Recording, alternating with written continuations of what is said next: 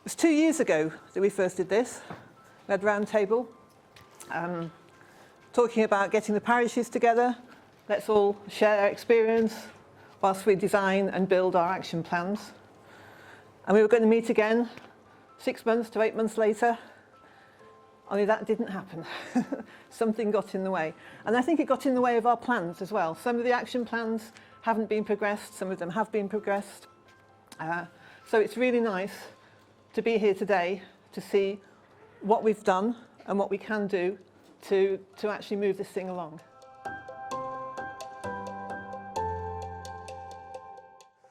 To quote Greta Thunberg, there's been a lot of blah, blah, blah since then. We need to actually make sure those actions happen. So what we want from COP this week is not only the targets and everybody agreeing to those, but actually the solid action plans and how we deliver.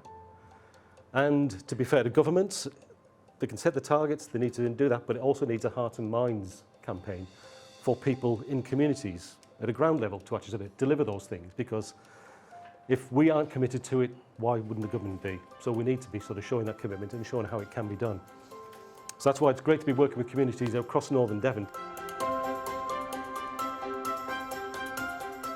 One of the things that I think is we're finding sort of useful is, particularly when dealing with local authorities, emphasising the link between the climate emergency and the ecological emergency. With aspects of this, emphasising to people the speed with which you can have an impact, I think is also quite powerful. Yeah. So, you know, leave a patch of grass for 3 months and it will be full of insects. And so things can happen really quickly in a way which actually kind of promotes a bit of hope.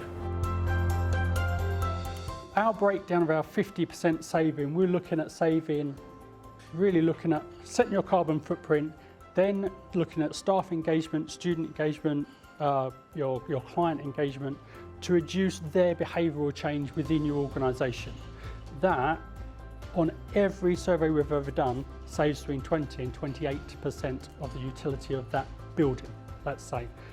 And that's a massive saving just by, I know it sounds really patronising, but turning things off and actually having a management system of what is happening in that building and understanding how and where your utilities and natural resources are used in that building. That investment, of course, is a capital investment, but hopefully you've got a contribution to that. We'll also be signposting you for different grants that are available that you might have better access to or be to qualify for. Retrofitting services for public sector buildings tend to save another 20%. If we've saved 10% in the middle of that by service and maintenance, that's where we get our 20 behavioural change, 10 for servicing and 20 from retrofitting or improving the fabric of the building.